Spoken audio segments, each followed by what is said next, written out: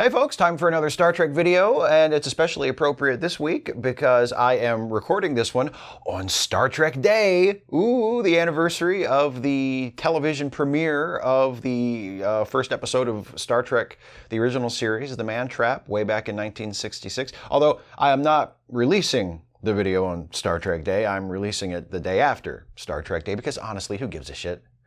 Anyway, this is not going to be a proper Trek Actually video. This is going to be one of those not actually Trek Actually videos where I put forth the absolute minimum of effort and basically just vomit out some, low effort content to jack the views up on the channel and make a little bit more of that scratch that I like so well, you know what I'm saying? Anyway, and this is even less of an effort than another kind of not actually Trek Actually video, because this is another one of those, oh, how I love them so, comment response video. Ah, yes, where you, the viewer, have done all the work for, not all the work, I still have to talk and stuff and figure out something to say, but you, the viewers, have done quite a bit of the work. Before we get started, I do want to note that there were so many awesome comments this last time, since the last comment response video basically, and I had so much to say because I've already filmed some of it, that I'm breaking this into two videos. So there will be two comment response videos, this one that comes out today, and then part two, which will come out tomorrow. So there you go, because I figured it's a little bit too much of an ask to say, hey, sit down and listen to me respond to comments from Star Trek videos for an hour and a half. So I'm splitting them into two videos. So this is the first half, tomorrow's the second half. And there we go.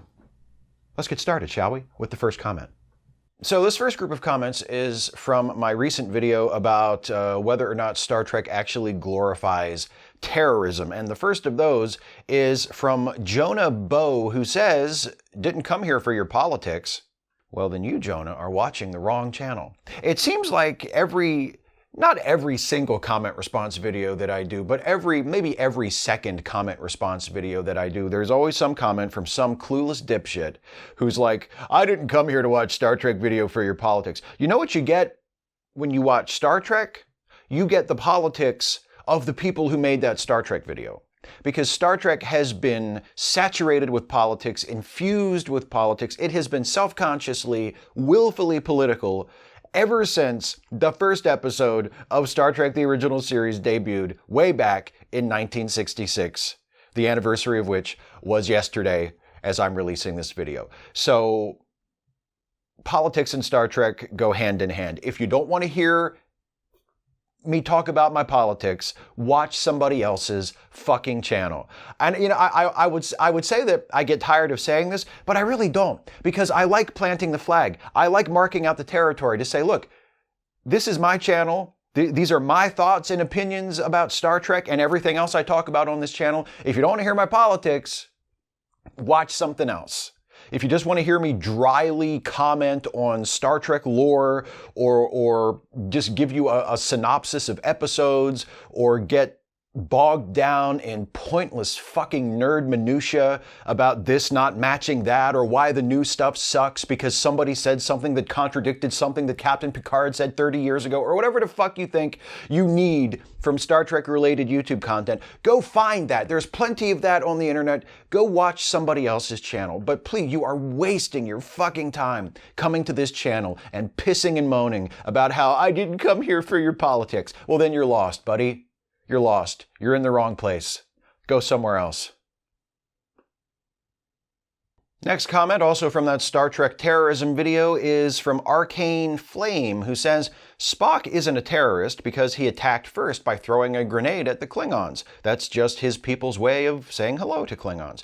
Right, exactly. And people said that that was like some inconsistent, made-up stuff from the first episode of Discovery. No. The writers of Discovery know what they're doing. They were reaching way back. And they said, hey, Spock blew some shit up in a circumstance with Klingons, and maybe that's just like a Vulcan thing. And they took that and they dropped it into the first episode of Discovery, and the first season of Discovery is a little underwhelming, but you can't say that they weren't paying attention, right? Now, I'm mostly kidding, but yes, it's a very good, it's a funny connection you're making. Like, oh no, we realize now, thanks to Discovery, that wasn't terrorism Spock was doing in Errand of Mercy. It was just the Vulcan hello. He was just trying to get on the good side of the Klingons. Didn't work, but Slight miscalculation on Spock's part, but understandable. Next comment is from Viper60,000. I don't see how Errand of Mercy qualifies as terrorism.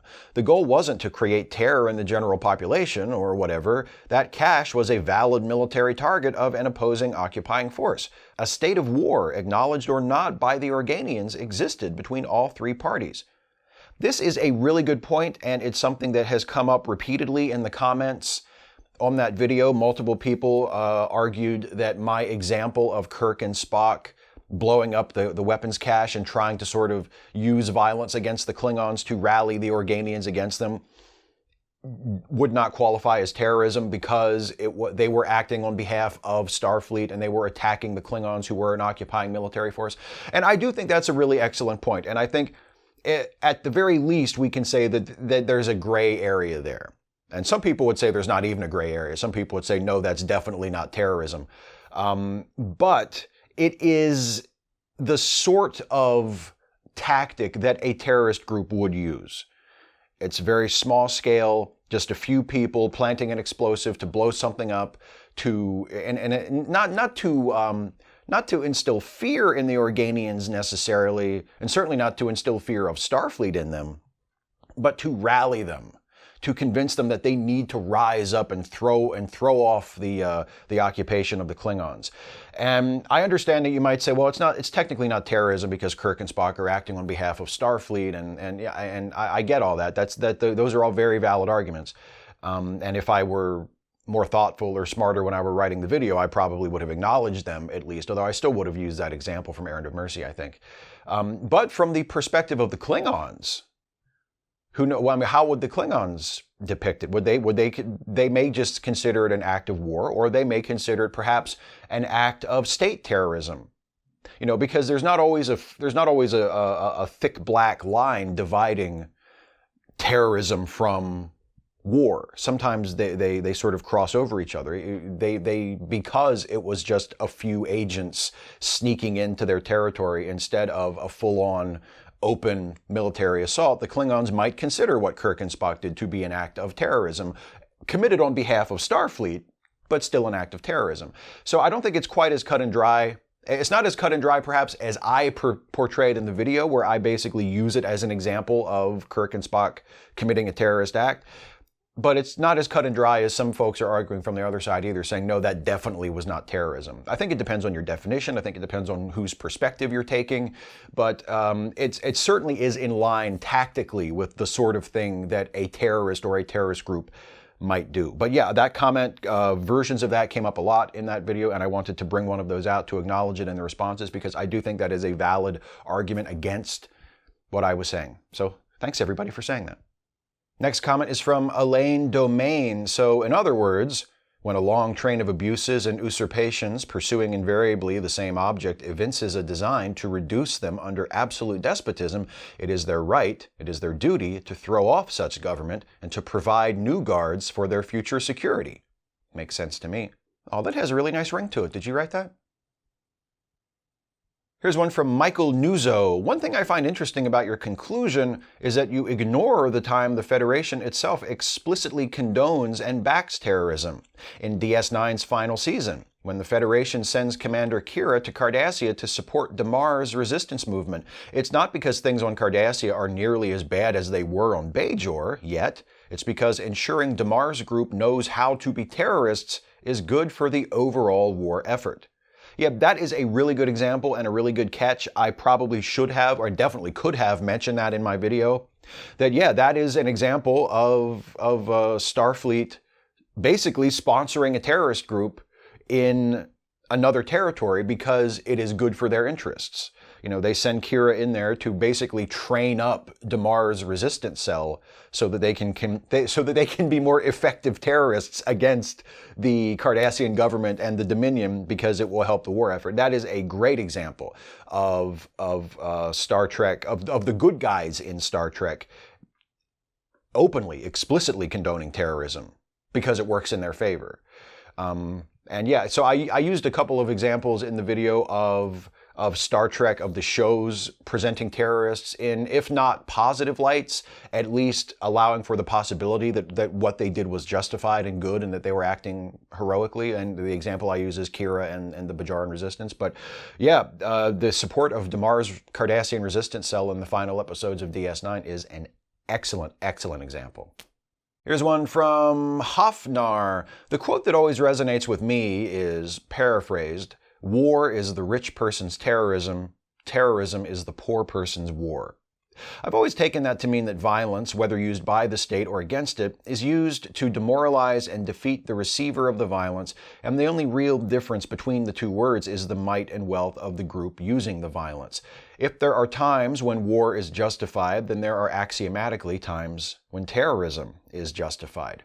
Now, whether or not war is ever justified is another thing, but I think separating the two is a false dichotomy created by the powerful to demonize those who fight against them. I think drawing a line between war and terrorism, that can be a useful distinction depending on what conversation you're having. But I also think you have a really good point that ultimately, if we're talking about a group of people using violence against another group of people to further some end, whether the groups are states, governments, whether the groups are private organizations, are resistance cells, are terrorists or dissidents or whatever, ultimately you're doing the same thing. The scales may be different, but you're doing the same thing. You are using violence to further your interests or to pursue some end. And does it really, really matter if people are killed, if people die? Does it really matter whether they were killed in an act of terrorism or an act of war? Does it really matter to those people or to their loved ones or to their community if it was a terrorist that blew up the school or it was a bomb dropped by an aircraft that belonged to a government? Is it really that different? You know, when we blew up buildings in Iraq and Afghanistan, in pursuit of a war, do the people in those places, do they think of us differently than if it had just been a group of private terrorists who did that? You know, like we condemn people who blow up buildings in this country as terrorists, but when we blow up buildings in other people's countries as an official act of state, as an act of war, as something carried out by our military that's been approved by the chain of command, that's not terrorism. It may be, if it's not terrorism, it certainly has the same effect on the people who are victimized by it, doesn't it? So I think you're right. I do think that from a certain perspective, a perspective that deserves to be considered and is often ignored in these discussions when we're sort of wanking each other off about all these theoretical ideas of, well, what is terrorism and what is war and what is the difference? Like, we have to remember the people who are affected by it, the people who are killed and injured and who lose loved ones and who lose the ability to make a living and who lose their homes or who lose vital facilities or services in their community or see their community devastated by violence. It probably doesn't matter all that much to them whether they were the victims of terrorism or war. W.D. Callahan says, "I'll be good, I promise. That was perfect. And it went on too far in just the right way." I'm really glad you liked that bit. I enjoyed that bit too. That was really fun to perform. I channeled Bugs Bunny a little bit, especially at the end when I'm like clasping my hands and praying to the ceiling and going, "I'll be good, honest." Like I feel like that's kind of hysterical Bugs there. So I had a lot of fun doing that. I'm glad that you found that amusing. The Might One, terrorism in Star Trek pre 9/11. It's complicated. Terrorism in Star Trek post 9/11. They're all evil. Yeah, I mean, that's true. The depiction of terrorists post 9/11, I think, has changed. There was a lot less nuance in Enterprise, for example, when they did their sort of 9/11 allegory season about the Xindi. But I will say this. The focus shifted, the dramatic focus after 9/11 shifted from exploring the moral complications of terrorism to exploring the effect that terrorism and our determination to respond to terrorism had on us. And that is something that I do think that Enterprise at least attempted to do, and did well in certain cases, in certain instances. Post 9/11, when they decided to do that Xindi season, they did explore the idea that going too far in responding to terrorism can turn you into a monster, can become an obsession for you that turns you into something bad or something wrong or something that you do not want to be. And even though the cause may be just, even though the act that you are avenging, or the even worse thing that you are trying to prevent, in the case of the Enterprise season, where they're trying to prevent an even worse attack on Earth, even though your cause is completely just and your concerns are completely valid, and the people that you are opposing do genuinely mean you harm, and you have every right to defend yourself and to try and stop it, the means you are willing to go to in order to achieve that can change who you are. Even if it's necessary, like even if you are in a situation where it's literally us or them, it's worth noting, it's worth acknowledging that the lengths you may have to go to save your civilization or to stop these people from committing further acts of evil, that can change you in ways that you are not prepared for or that you may not like. And I think that is definitely something that we needed to hear in the years after 9/11. So I feel like that was an example of Star Trek pivoting. Not necessarily, I mean, yes, there was certainly less appetite among the public for nuanced portrayals of terrorism and for asking complex moral questions about terrorism and whether or not it's ever justified. There was definitely a lot less interest in hearing those kind of stories in America after 9/11. But in addition to that, I do think Star Trek very smartly, and they did this in Star Trek Into Darkness as well, not necessarily specifically with terrorism, but with the idea of drone strikes and carrying on like remote wars, with the long range missiles that they were going to launch at the Klingon homeworld to take out Khan, like the idea of unsanctioned state assassinations or violating other people's territory to get a wanted person, or secret government operations. There was a lot of that dealt with in Star Trek Into Darkness as well. That was also very much of the moment. So I think those are examples of Star Trek pivoting from its past portrayals or its past attitudes about these issues to tell stories that are more relevant to what is happening right now, to what was happening at the time that those episodes or those films were made, which is a good thing. Now, these next several comments are from my video about things about Star Trek that break my heart.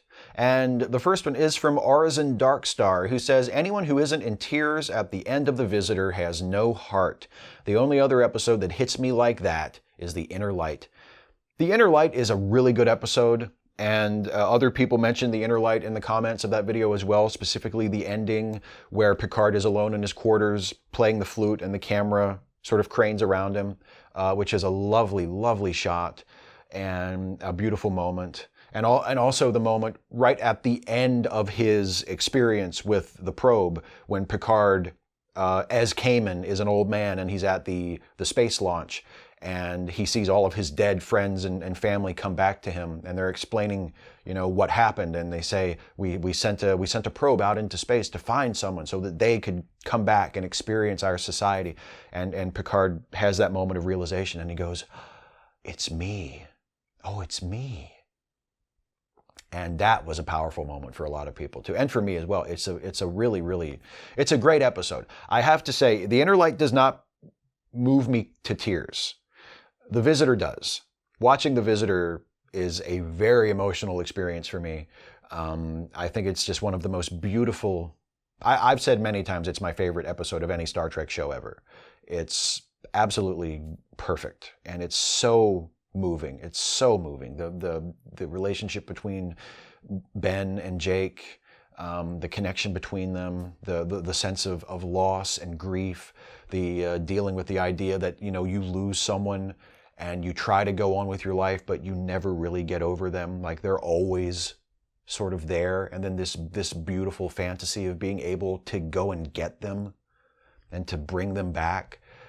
There's a lot of stuff in there thematically and just right there in the text, right there in the episode that is just, it's beautifully acted, it's beautifully written.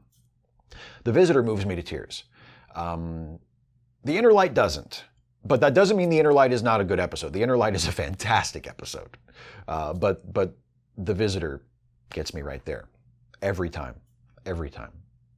Snonsig says, Duet always gets me as well. Seeing Maritza break down over his own existence when, at the start of the episode, we hardly cared about him is simply heartbreaking and beautifully done. Real Life is also very far up the list for me. Well, I mean, Duet is just an amazing episode. And as far as Real Life, which is a Voyager episode, I am going to do a video about Real Life relatively soon. It'll be a not actually. It'll be not one of the ones in the poll, but it'll be one of those scripted not actually videos that I've been doing more often lately.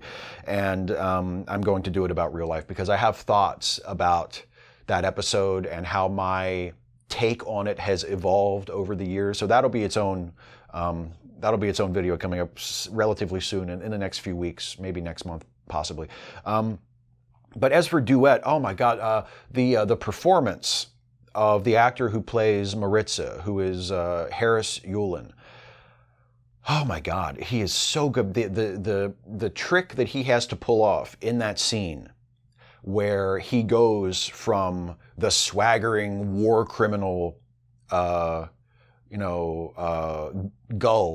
Darheel, back into his true self as Maritza, the frightened filing clerk who is so consumed by guilt and regret that he has to assume the identity of this war criminal so that he can be punished for the sins of his people. Like the transition he has to go there from the boastful, evil, almost cartoonishly evil war criminal to this whimpering, crying man who is just absolutely devastated by his own failure, by his own cowardice, by his own complicity in these crimes, is just remarkable. It's a fantastic piece of acting. And it's really the acting that does it, because the writing is good, but the writing in that scene, almost by necessity, is so abrupt. That change happens so quickly. And Yulin is able to cross that and to make that feel natural. And to make it feel powerful, to give it an emotional impact. So we're not just thinking about, oh, that was abrupt, but we're actually there in the moment with him and going, oh my God, actually feeling for this guy. It's Duet. I think Duet was a first season episode of Deep Space Nine, and Duet is the episode that most people point to as sort of Deep Space Nine making its mission statement and saying, we're not fucking around. Like we're going to make this a good show. We have stuff to say. We set up the Bajoran Cardassian Holocaust allegory for a reason. We're going to explore that. We're going to take it seriously. This is going to be part of what this show is about. And we are not going to flinch and we are not going to look away from it. And we are swinging for the fences here in terms of drama and in terms of commentary, and Duet is a fantastic episode. It's one of the best episodes of the entire series, and that is saying something considering how early it comes in the series and how great Deep Space Nine goes on to become. So I mean, and yeah, emotionally it's really, really powerful. It's really, really powerful. It's a great episode. Lana Nieves says, Trek also breaks my heart in small ways. In Rejoined, when Sisko tells Dax that if she really chooses to break the Trill taboo, he'll stand by her all the way. That gets me right there. So many small moments involving Odo grappling with his desire to find out more about who he is and where he's from get to me. Data's efforts at being more human are often incredibly touching. Oh yeah, I'm right there with you. I agree with you completely.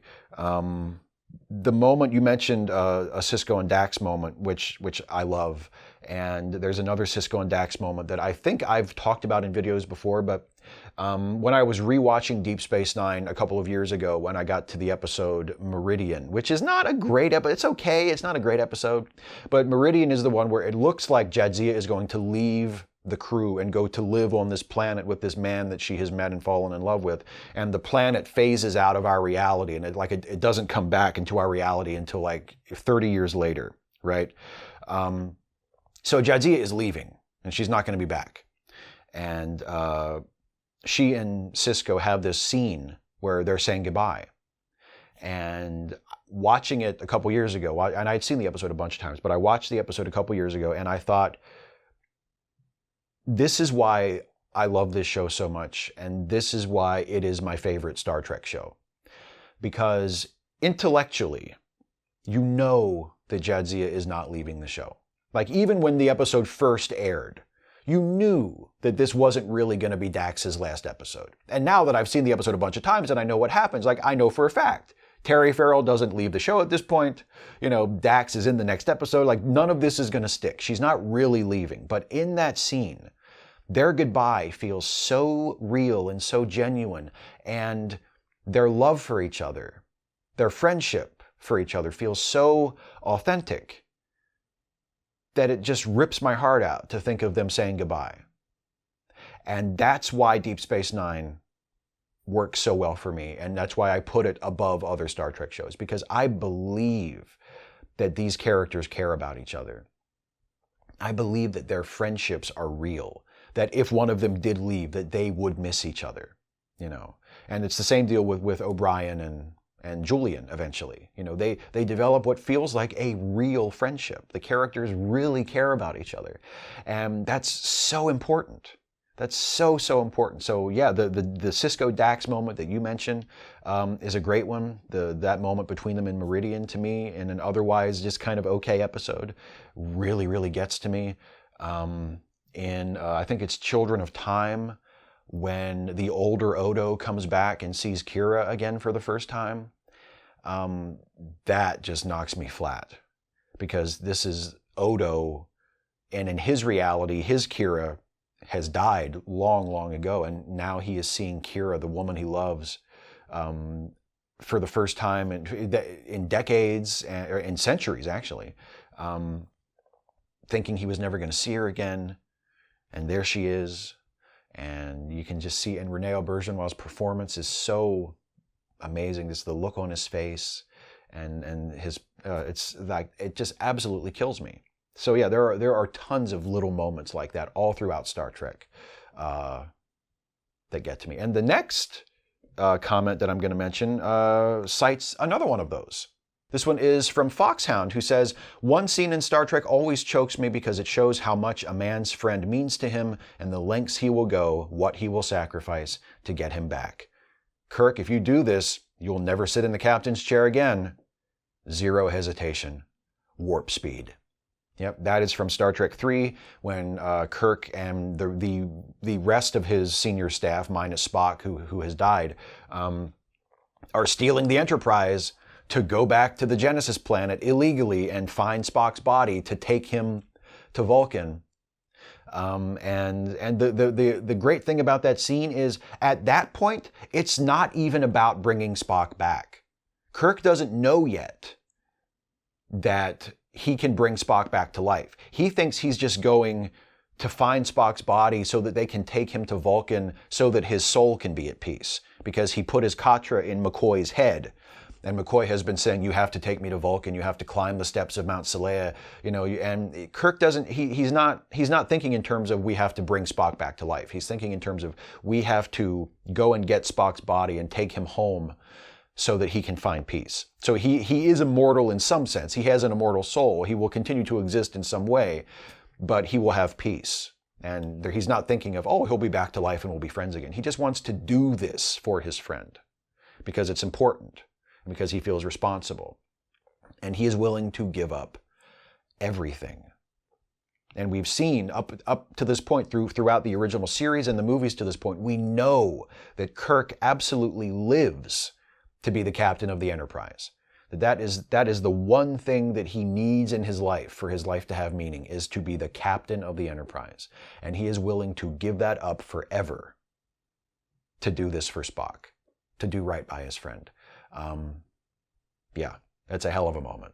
Forbin's Colossus says, I think the one thing in Star Trek that has deeply broken my heart was the realization that there were fans that are racist, sexist, nationalist, and xenophobic. Half a century of presenting a vision of what we could become if we worked together and looked out for each other. It's been really sad realizing that there are fans that believe the opposite. Yeah, I mean, obviously I agree with you. I talk about that all the time, that I wonder what show you've been watching. Some of it is, I think some people come into the show already thinking those things, and they project into the show what they already believe, or they read into it. They sort of anomaly hunt, and they read the show the way they want to read it, and they take things a certain way, and they assume that the show is reinforcing their belief system, when usually it is, or at least the intention of the creators is exactly the opposite. You know, Star Trek has always been very, very progressive, very, very strongly in favor of inclusion and diversity and social justice. And so for someone who is like a hard-line right-winger to say that, oh, Star Trek was made for people like me, and Star Trek represents my values, like that, that's some major death of the author shit right there, my friends, because that was absolutely never the intention of the creators of the show, of any of the shows, in any generation. But I think also a lot of it is just that there are a lot of people who just don't experience art on that level. Like, all they watch Star Trek and all they see is fun sci-fi space adventure. They just are completely unable to perceive the message, the commentary, the politics, the larger point being made. And that just makes me sad. Like, that makes me sad for those people, because they're not just missing out on that aspect of Star Trek.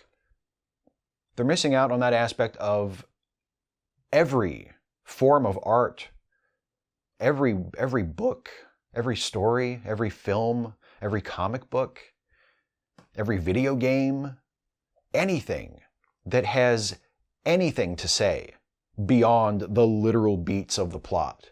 They're missing out on that. They're completely oblivious to the richness and the complexity and the depth and the beauty of so much of art that has something to say. And I feel sorry for those people. And also I wish they would stop fucking up the internet.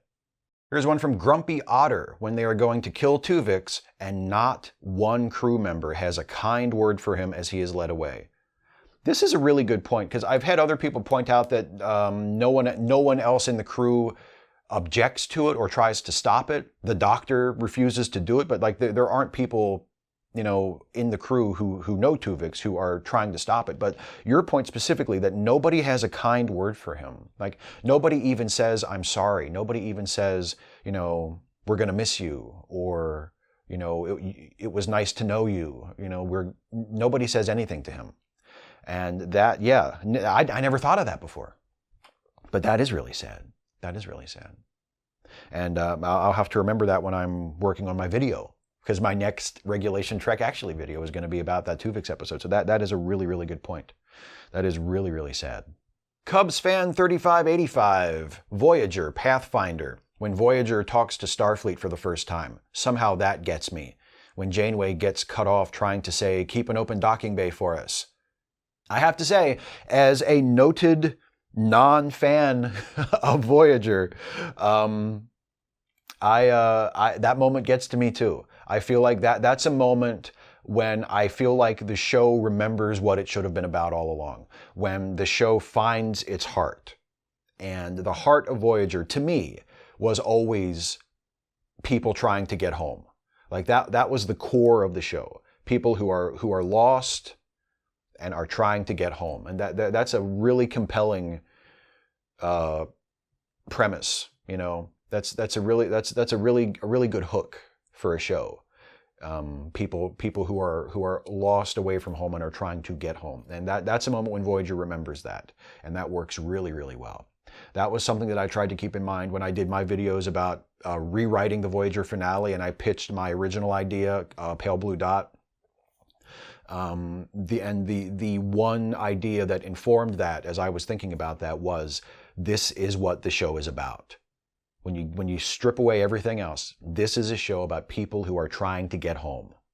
And that's what I would want to reflect in my final episode. I would want to bring it all back to that. And Pathfinder does a good job of that. And I wish that Voyager had gone there a little bit more often and reminded us that that's what this show is supposed to be about, people who want to get home. That is an incredibly sympathetic and compelling idea. Anyway, that is the last comment that I'm going to be responding to in this first half of this two-part comment response video. It's like a double album, you know. It's like Guns N' Roses, Use Your Illusion 1 and 2, or a more current reference to something like that, which I don't know because I'm old and out of touch. Anyway, look for part 2 coming up tomorrow. In the meantime, don't forget patreon.com/Steve Shives if you enjoy my work here on YouTube and you want to support my work and help me continue to make videos like these and like all the videos I make. And also don't forget the Ensign's Log, the Star Trek themed comedy podcast that I co-host with the great Jason Harding. Links to that are in the description as well. I will see you tomorrow for part 2, everybody. Thanks for the comments. Thanks for watching. Take care.